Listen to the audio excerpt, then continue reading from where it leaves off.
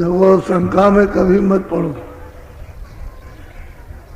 जय गुरुदेव नाम किसी आदमी का नहीं है, मेरा भी नाम नहीं है, आपका भी नहीं। शंका में नहीं पड़ना चाहिए। पहले लोग कहते थे कि भाई बाबा जी का नाम, मेरा तो नाम नहीं, मैं भी तो जय गुरुदेव बोल रहा हूँ। तो ये शंका स्थान है, शंका नहीं करनी चाहिए। शंका से बड़े नुकसान होते हैं, और शंका से प्रेम मोहब्बत व्यवहार बोलचाल ये सब टूट जाता है।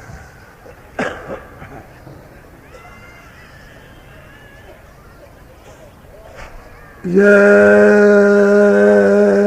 गुरुदेव।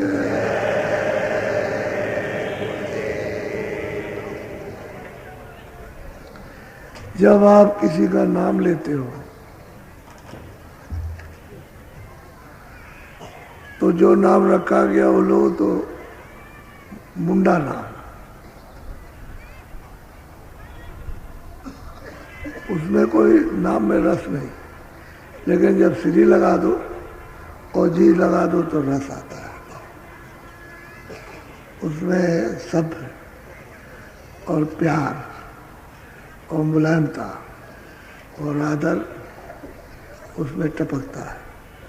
और सीधा खड़ा कर दो तो कड़ू लगता है, कड़ू, वो किसी को भी अच्छा नहीं लगता। तो मालिक का आदर सूचक शब्द होना चाहिए। ये ठीक है कि जहाँ पर गुरु के बारे में कहा गया तो गुरु मुख है ही, लेकिन आदर सूचक शब्द उसका महात्माओं ने सदा ध्यान रखा। आदर सूचक शब्द होना चाहिए, जो जिह्वा से बोला जाए उसमें आदर। वैसे वो गुरु है, वैसे गुरु है। जब ध्यान करोगे और दृष्टि में आएगा तो गुरु ही है, फिर वहाँ आदर सूचक शब्द नहीं, लेकिन वर्णात्मक उसमें आदर सूचक शब्द होना चाहिए। जय गुरुदेव।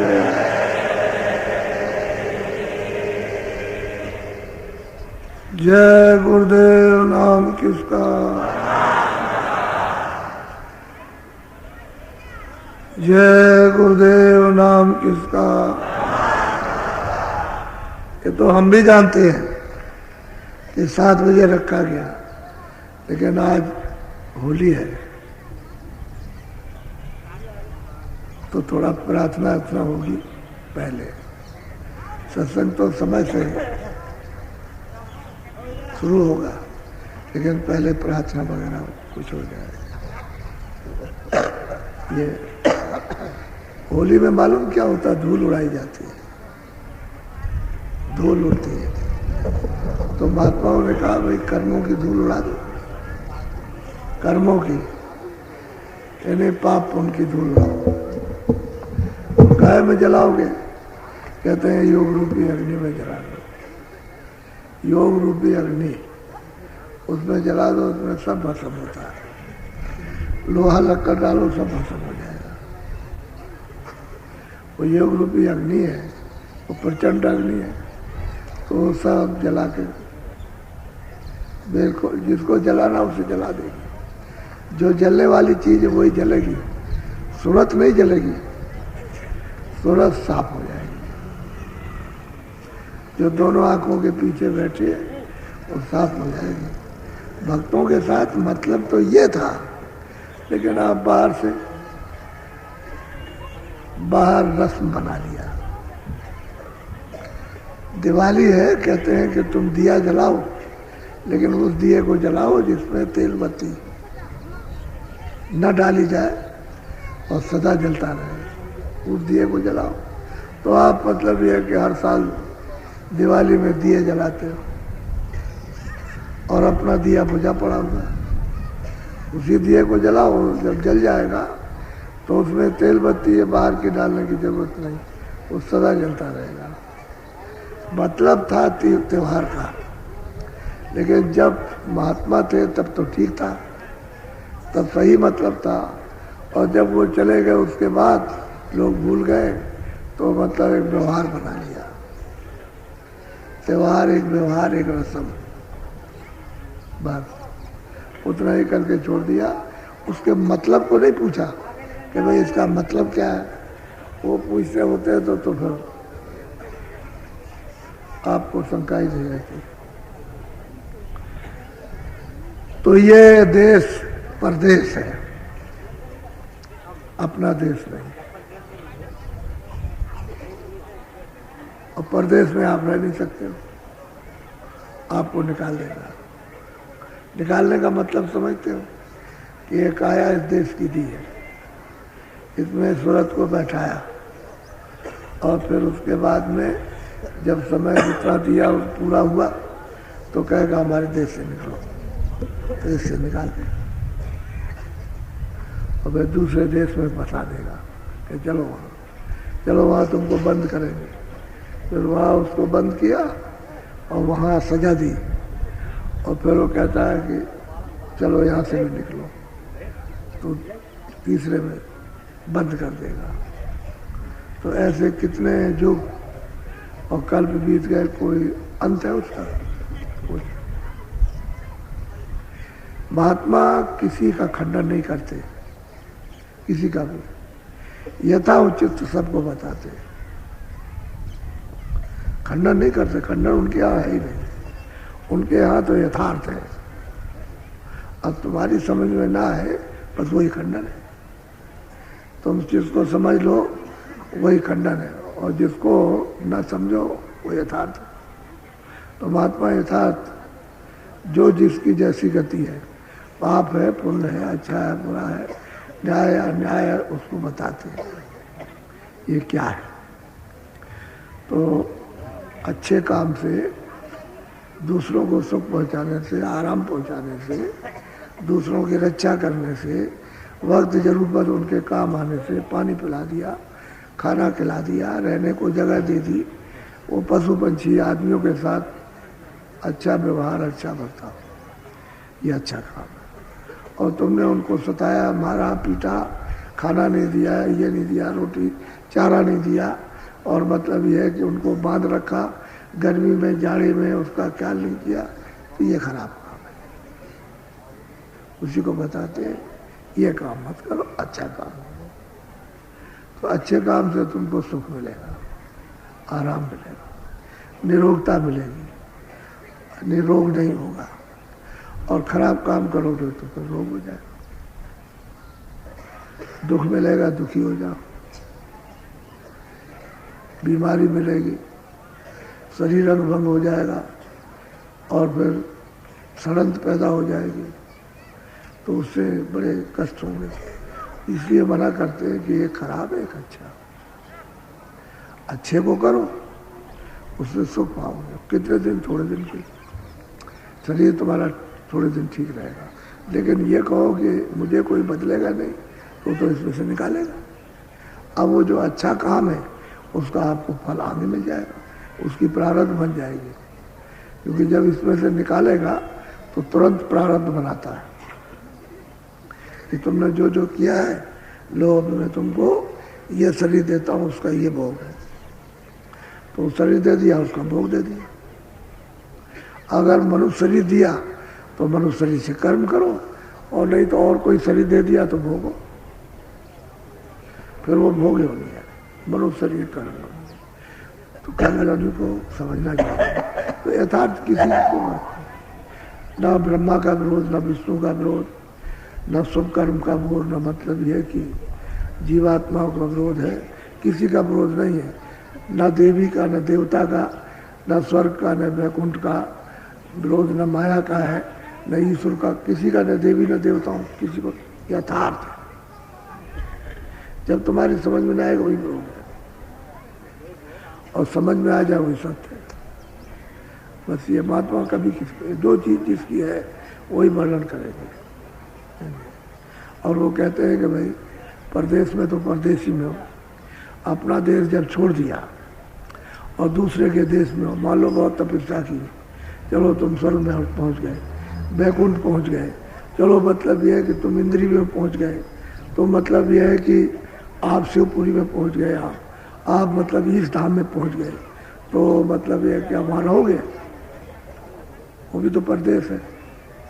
यह है कि स्थान थोड़े दिन का है, वो स्थान थोड़ा ज़्यादा है, लेकिन फिर जब वहाँ वो भोग आपका तपस्या आपकी पूरी हो गई, फिर जाओ।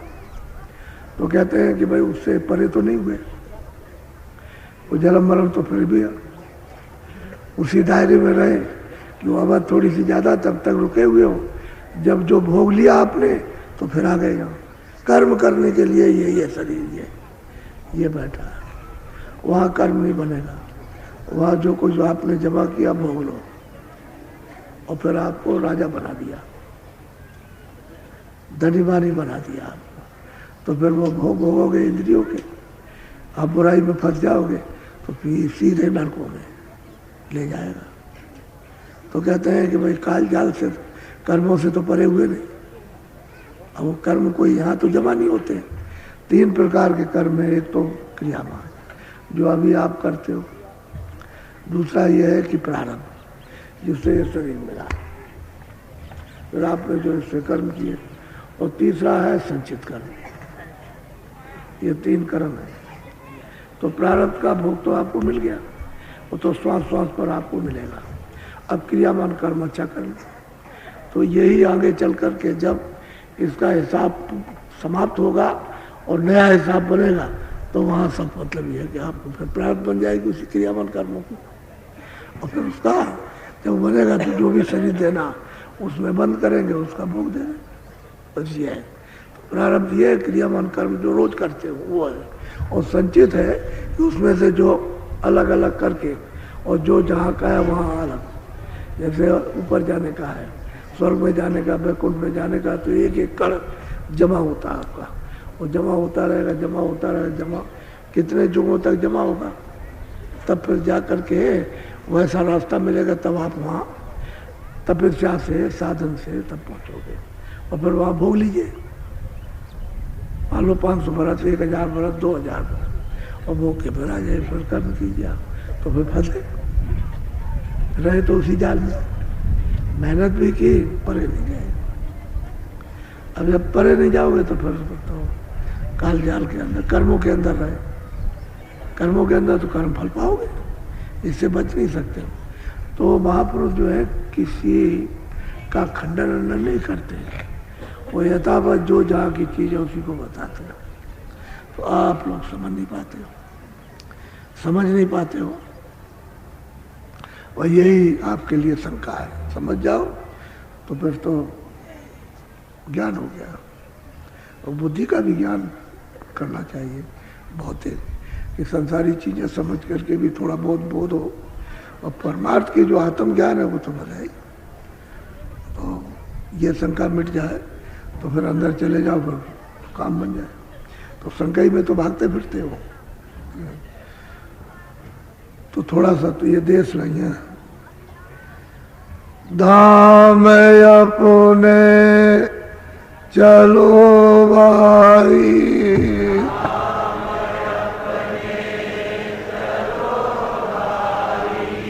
धाम अपने चलो भाई,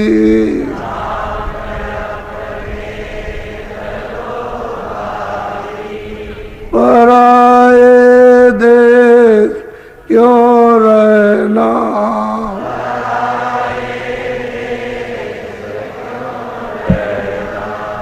काम अपना करो जाई,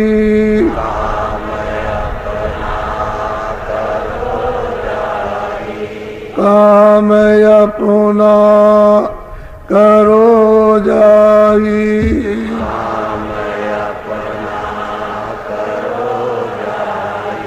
पराए काम नहीं बसना,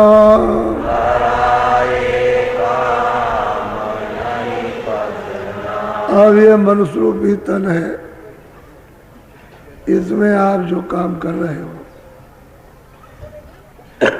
मन से, बुद्धि से, चित्त से, इंद्रियों के घाट पर बैठ करके ये सामान बटोर लो, खेती से, दुकान से, दफ्तर से, इसको रखो, उसको ये करो, मतलब हीरा इकट्ठा करो, सोना चांदी इकट्ठा, मकान, और ये सामान, ये सब काम जो कर रहे हो, अब इसमें से कुछ अपना नहीं, अपना कोई काम नहीं, पराया सामान को इकट्ठा कर रहे हो। पराया ये भी है और सामान भी है पराया, इसको इकट्ठा करते हो कैसे? अपना विश्वास छोड़कर। आपको अपनी प्रारब्ध पर विश्वास नहीं है, सब फेंक दो, उसका अनुभव करो कि चले जाओ जंगल में, राजा राज छोड़ के चला जाए, उतना ही उसको मिलेगा जितना पेट है, उसका भाग वो भी है, वो त्याग करके चल दे तो उतना ही खाना मिलेगा, उससे ज़्यादा तो खाएगा नहीं, पेट भर देगा तो उसको मिलेगा। तब राजाओं ने राज को छोड़ा और जंगल में महात्माओं की बात का उन्होंने अनुभव किया, तो कह ले भाई जो खाना वहाँ खाते तो यहाँ भी मिलता है, पेट वहाँ भी भरते थे, पेट तन ढकते थे, तन के लिए मिल जाता है, और क्या चाहिए? तो ये तो पराया काम था, वो तो आपकी प्रारब्ध बनी हुई है तो मिलेगा, तो उस पर विश्वास करो। तो विश्वास तो आपने छोड़ दिया, बटोर रहे हो, दूसरे काम में लगे हुए हो, और आपको करना था अपना काम। तो जो सूरत बैठी है दोनों आंखों के पीछे, उसके लिए तो कोई धन इकट्ठा नहीं किया, उसके लिए भी थोड़ा इकट्ठा करते कि भाई अपने लिए भी इकट्ठा करें। मान लो आज समय पूरा हुआ और आप मतलब ये है कि चलो चलो, तो आपके पास क्या है? खाली जाओ, फिर बचाएगा सूरज की हिफाजत कौन करेगा? तो कुछ अपना भी काम करो, अपना भी करो और अपने में विश्वास करो, उसके साथ कर्म करो। जब कर्म करोगे उसके साथ वो फंसोगे नहीं, और जब आपने अपना विश्वास छोड़ दिया, उसमें लग गए, तो अपना काम छूट गया और अपना विश्वास भी छूट गया, और इसमें लग गए और आपका है नहीं, इसमें से कुछ नहीं ले जा सकते हो। बोलो नाम गुरु का संभाले चले, नाम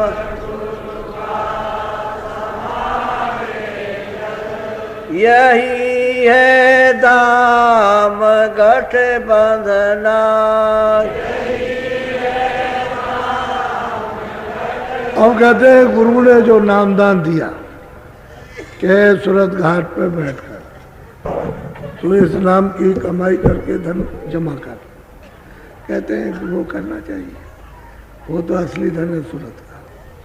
ये जो धन आप मना रहे हो ये शरीर का है, शरीर आपका है नहीं, ये किराए का मकान है, तो किराए का मकान खाली कराया तो सामान भी ये पड़ा और मकान भी ये पड़ा, ये दोनों ही पड़े, इसमें से न ये उसके साथ है न वो इसके साथ, तो आप बेकार में इसमें।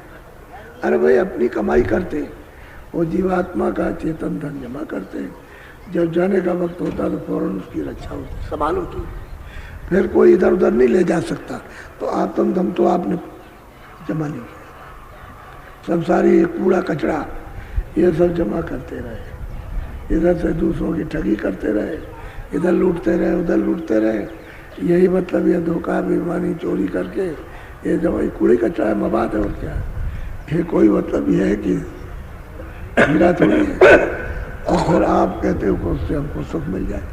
अच्छा, जिनके पास में धन है, सब कुछ है, वो तो आपसे ज़्यादा रो रहे हैं, वो तो आपसे ज़्यादा रो रहे हैं, आप तो कुछ भी नहीं रोते, लेकिन आप उनके बीच में बैठो। महाराष्ट्र लोगों में एक दफ़े बहुत दिन हो गए, शुरू में सन 52 में जब कलकत्ते गया तो वहाँ एक विक्टोरिया मेमोरियल है, उसमें मैदान है, वहाँ जाके चुपचाप बैठ गया, ऐसे बैठा हुआ था, एक आदमी सो रहा था सामने, और आराम से बिल्कुल जमीन पर लेटा हुआ सो रहा था वो, वैसे मैले कुचले कपड़े पहने था। तो दो आदमी आए, उसके सामने बैठ गए आकर के, तो दोनों बातचीत कर रहे हैं आपस में, कह लगे देखो क्या ज़िंदगी है, हमारे पास पैसा भी है, सब सामान भी है, गाड़ी भी है, ये भी है, मकान भी है, और सब कुछ है, और 1 मिनट चैन नहीं है, और रात दिन मतलब कभी खाना नहीं खा पाते, कभी ये नहीं, वहाँ दौड़ो वहाँ दौड़ो, ये वो। ये बेचारा बड़ा अच्छा है, देखो कितना आराम से सो रहा, ऐसी नींद तो हमको कभी नहीं मिली। वो कहता मैं ये बात सुन रहा था, उनकी आपस में बातचीत, वो ये समझते होंगे कि नहीं सुन रहे, तो मैं उनकी ये बात सुन रहा था। तो उन्होंने कहा मैं भाई क्या आपको तकलीफ आ रही, कह लगे पूछिए नहीं, ये कितने आराम से सो रहा है, अगर हमको ऐसी नींद मिल जाए तो हम कितने आराम से, हमको कभी आराम नहीं रात को मिलता। अब वो उससे दुखी है, ये क्यों सो रहा। तो हमने उसको कहा कि इसको उठाइए, आप भी ब्रह्म में हो, ये भी ब्रह्म में, दोनों के दोनों ब्रह्म में हो।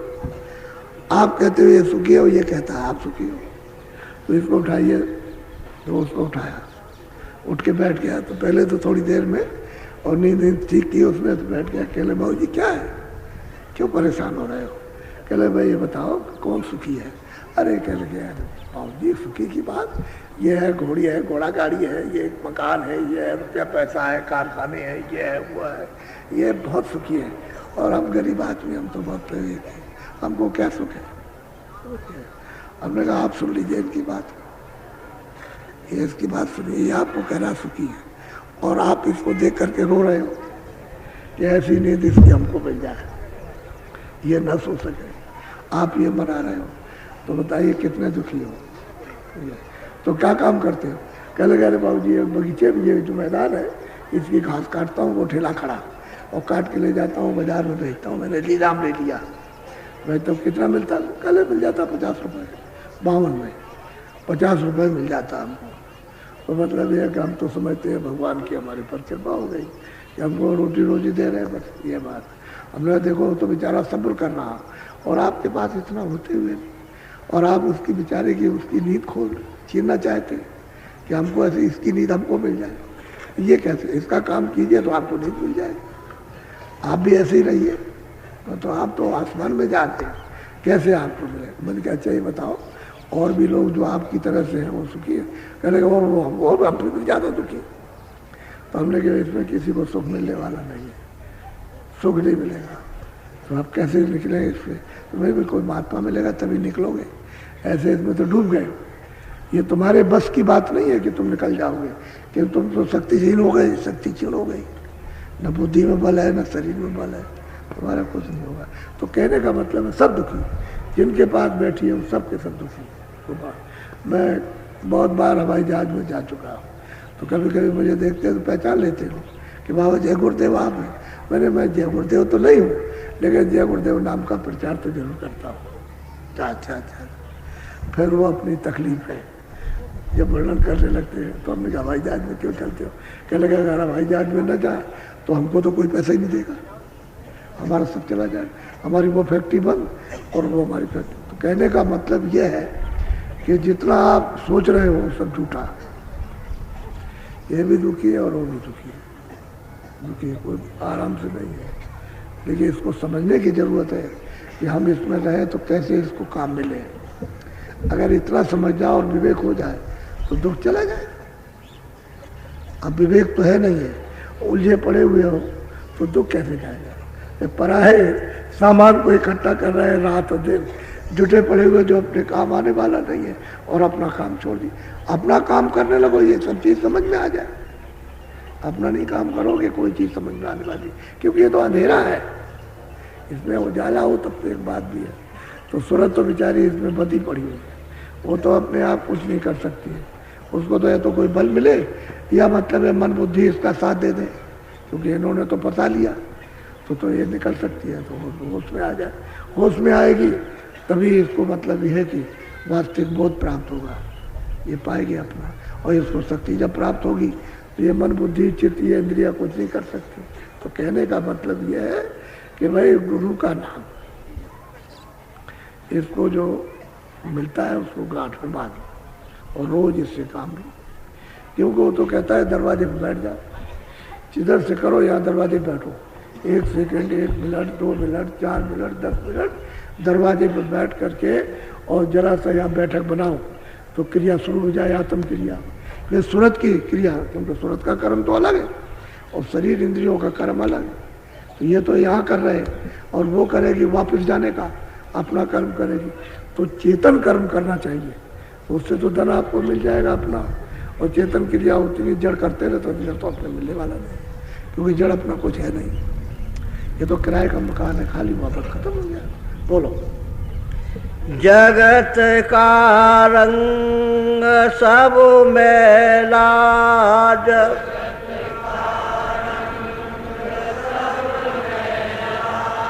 दुलाले मान ये कहना। अब वो कहते हैं भाई, महापुरुष कहते हैं वो जगत का तो रंग सब मैला है और मैल तुम्हारे ऊपर में चढ़ा हुआ है। तो कहते हैं कि ये मेरा कहना तुम मान लो कि महापुरुषों से इस मैल को धुलवा लो, वो धो देंगे। जब धो देंगे तो जीव साफ हो जाएगा। सफाई जब हो जाएगी तो मन बुद्धि चित्त निर्मल, फिर अंतःकरण मिला सूरत साफ हो जाएगी। तो ये आपका घट खुल जाएगा। घाट, घट कहते हैं घाट, चढ़ने का है वो खुल जाएगा, नहीं साफ हो जाएगा तो फिर चढ़ाई होगी। और कहते हैं कि जो तुमने ये जमा कर रखा बिना गुरु के और बिना नाम के, इसको कोई धो ही नहीं सकता। वो तो गुरु जब नाम देगा और नाम के साथ जुड़ोगे तो धुला लेगा, धुलाई हो जाएगी। कहते हैं कि बहुत मैला है, इसमें मत फंसो।